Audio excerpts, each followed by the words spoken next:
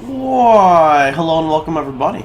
It is Pohx again. So today I want to go ahead and kind of just update you guys with what I've been doing. I've got a character that's a pretty interesting theory crafted character that I stopped kind of doing these videos for, but I figured it's additional content. Why not? I'll keep you guys updated with what I'm doing.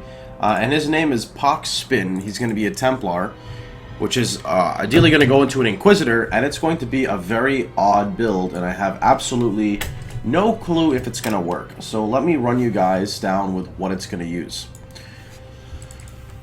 So first off, it's going to have to be CI. I know, that's kind of just how it works, unfortunately, and I'll explain to you guys why. And here are going to be the 3 key unique items, well I guess technically 2 key unique items to get the build going. So number 1 is going to be a Brain Rattler. So what Brain Rattler does is it has a pretty decent amount of physical damage. Enemies you shock have 30% reduced cast speed. Enemies you shock have 20% reduced movement speed. Now, people are going to look at this and say, most of the time, like, that doesn't really help me at all. Like, chance to flee, reduced cast speed. However, reduced cast speed, if you're playing a build like Cyclone, is actually not that bad. When you think of how many bosses and mobs that are scary that use cast speed, it's not like it's going to be GG, but, I mean, 30% reduced cast speed, that's not bad, you know? Things like Piety, maybe Piety, you know, things like that. It's really good for reducing their cast speed, especially when she's in lightning form, and that's pretty much about it. So this is going to be our main weapon, and the goal is to basically get enough damage from this weapon to go pure lightning. So on top of that, we are also going to use a physical to lightning gem, which we have socketed inside our blade fall here. Physical to lightning, which grants 50% of physical, well, converts 50% of physical to lightning, which gives us 100% lightning conversion. Then we're going to use a Choir of the Storm, which gives us minus lightning res. However, your critical strike is increased by your uncapped lightning resistance. So basically what this means is maybe a different way to explain it, but if your lightning resistance is capped, meaning it's capped at 75, then anything above that margin becomes 1% crit. So we'll be running Purity of Lightning as well, because we're pure lightning damage. We need to mitigate our lightning reflect, on top of also boosting our crit rate. And then the last piece is going to be a pretty decent ES chest piece, and the purpose for that is because we're going to need a lot of ES to actually sustain not having a 2-hand or a shield. So that's kind of the goal of it. The reason why we go Inquisitor is because hopefully I can get enough crit chance from the Choir of Storms, so that I don't have to go Assassin. And then obviously best in slot boots would be Skyforth for the power charge on crit and reduced mana reservation. That's not really going to seem like it's going to be in line for actually picking up, but it's always an option. And let me show you guys what the tree kind of looks like if you guys are curious. So this is what the tree looks like. Is this life-based? This is the life-based version, which means that, let me save it here. Let me just do, sure, new build 3. And it should be this Test Templar. So this is what the character is actually going to look like, if you want to take a glance at it. Now, the purpose for this stuff is, if we take a look at it, right? Unnatural Calm would give us lightning resistance, +1 to max, so this helps with reflect a bit. I know it seems really far out of the way to pick up, but when you do the math, because of how strong this Unnatural Calm node is, it's actually, ironically, not that bad. The build does get 240 energy shield, so that's pretty good.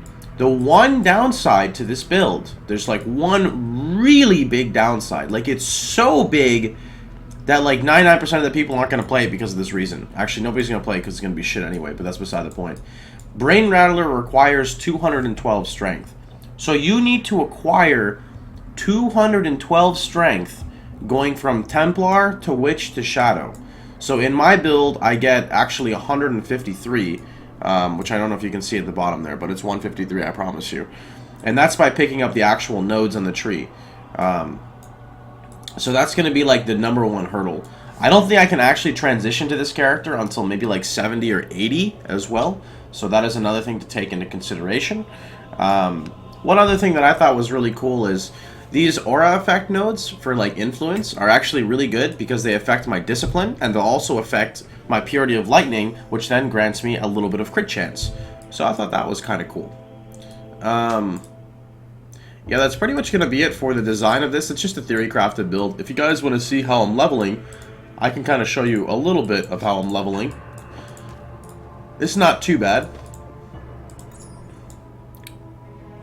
let's switch this over. Okay, so I'm just currently leveling with my favorite unique here, Wall of Brambles.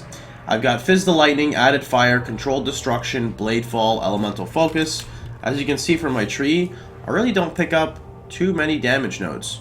And I don't actually remember exactly where I was going next, so I'm just going to hold these points. So I mean, I get a bit of damage to Templar here.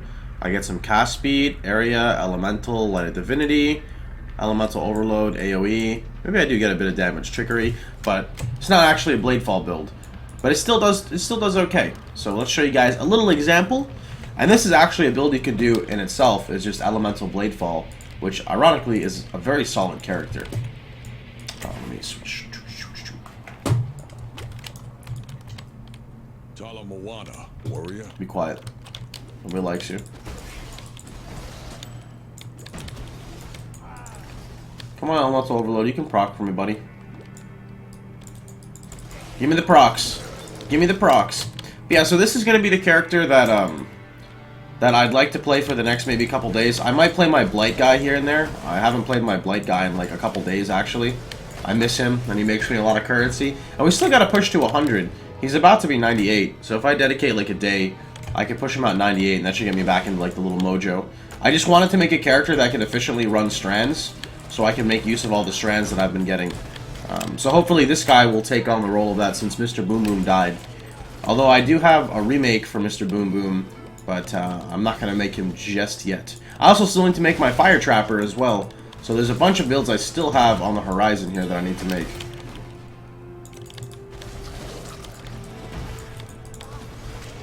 So yeah, this character's pretty solid.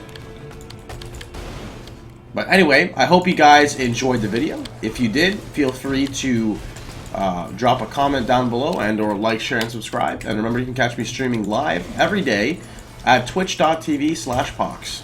Hope you guys had a wonderful time.